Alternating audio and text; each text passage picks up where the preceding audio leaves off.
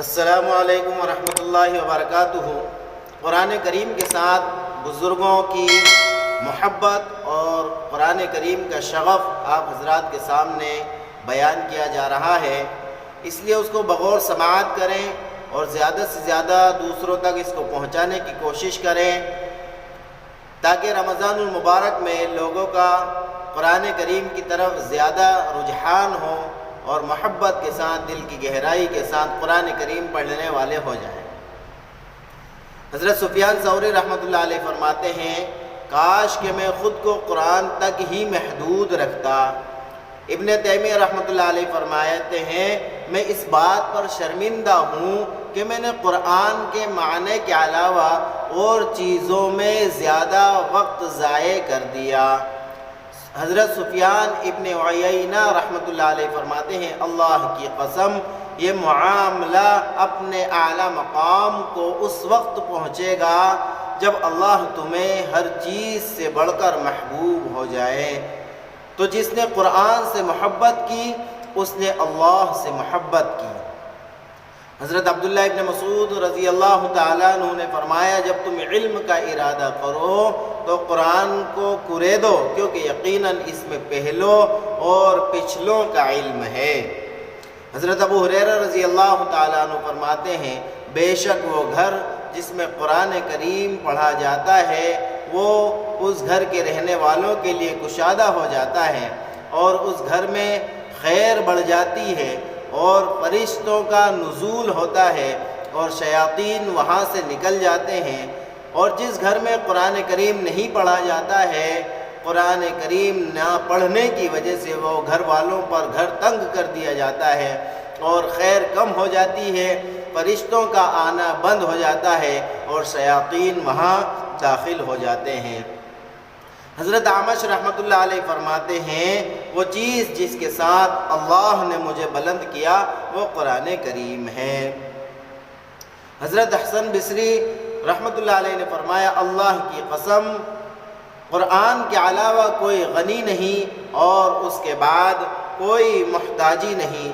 ایک بزرگ نے فرمایا، قرآن کا جتنا حصہ میرا زیادہ ہوتا گیا اتنا ہی میرے وقت میں برکت ہوتی گئی۔ حضرت ابراہیم بن عبد الواحد المقدسی رحمۃ اللہ علیہ جب انہوں نے علم کے لیے سفر کا ارادہ کیا تو ضیاء المقدسی رحمۃ اللہ علیہ نے انہیں وصیت کی کہ قرآن کو بہت زیادہ پڑھو اور اس کو چھوڑو نہیں، کیونکہ جس قدر تم اس کو پڑھو گے اسی کے مطابق تمہارے لیے آسانی ہوگی۔ ضیاء رحمۃ اللہ علیہ فرماتے ہیں، جب میں قرآن کو زیادہ پڑھنا شروع کیا تو میرے لیے حدیث کا سننا اور اسے کثرت سے لکھنا میرے لیے آسان کر دیا گیا، اور جب نہیں پڑھا تو آسانی بھی ختم ہو گئی۔ حضرت حسن بن علی رضی اللہ عنہما نے فرمایا، جو تم سے پہلے تھے وہ قرآن کو اللہ کے پیغامات سمجھتے تھے تو وہ رات کو غور و فکر کرتے تھے اور دن میں اس کا جائزہ لیتے تھے۔ حضرت عثمان بن عفان رضی اللہ تعالیٰ عنہ فرماتے ہیں، اگر تمہارے دل پاک ہوتے تو قرآن کی قراءت سے سیر نہ ہوتے۔ حضرت عبداللہ ابن مسعود رضی اللہ تعالیٰ عنہ فرماتے ہیں، قرآن کو شعر کی طرح گا کر نہ پڑھا کرو اور نہ اسے ردی کھجور کی طرح پھینک دو، اس کے عجائبات کے پاس ٹھہر جاؤ، اس کے ساتھ دلوں کو حرکت دو، اور تم میں سے کسی کو یہ فکر نہ ہو کہ وہ سورت کو ختم کر دے۔ حضرت ابن کعب رضی اللہ تعالیٰ عنہ نے وصیت کی کہ اللہ کی کتاب کو اپنے سامنے رکھو اور اس کے حاکم ہونے پر راضی ہو جاؤ۔ یہ قرآن ہی ہے جس نے تمہارے بیچ تمہارے رسول کو خلافت دی، یہ وہ سفارشی ہے جس کی بات مانی جائے، اور یہ وہ گواہ ہے کہ جس پر کوئی الزام نہ لگایا جائے۔ اس میں تمہارا ذکر ہے اور ان کا ذکر ہے جو تم سے پہلے تھے۔ حضرت کعب احبار رضی اللہ تعالیٰ عنہ فرماتے ہیں، تم پر قرآن واجب ہے کیونکہ اس میں عقل کی سمجھ بوجھ، حکمت کی روشنی اور علم کا سرچشمہ ہے۔ ذوالنون مصری رحمۃ اللہ علیہ سے پوچھا گیا کہ اللہ کے ساتھ انس کیا ہے؟ فرمایا، علم اور قرآن۔ حضرت حسن بصری رحمۃ اللہ علیہ فرماتے ہیں حلاوت کو 3 چیزوں میں تلاش کرو. نمبر 1 نماز میں، قرآن میں اور ذکر میں. پھر جب تم اس کو پالو بس چل پڑو اور خوش ہو جاؤ. پھر اگر تم یہ مٹھاس نہ پاؤ تو جان لو کہ تمہارا دروازہ بند ہے. حضرت قتادہ رحمۃ اللہ علیہ فرماتے ہیں اپنے دلوں کو اس کے ساتھ آباد کرو اور اپنے گھروں کو یعنی قرآن کے ساتھ.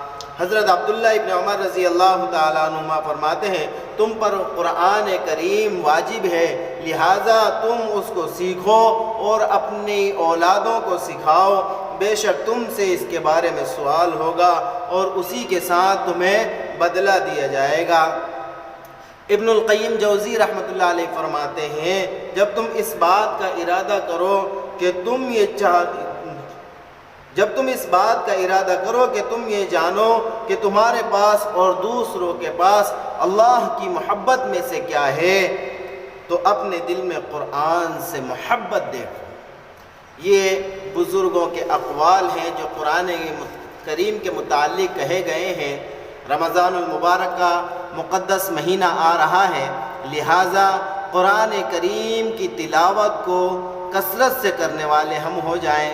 قرآن کریم اور رمضان المبارک کا بہت ہی زیادہ جوڑ ہے، اس لیے قرآن کریم کو ہم رمضان المبارک میں زیادہ سے زیادہ تلاوت کرنے والے ہو جائیں.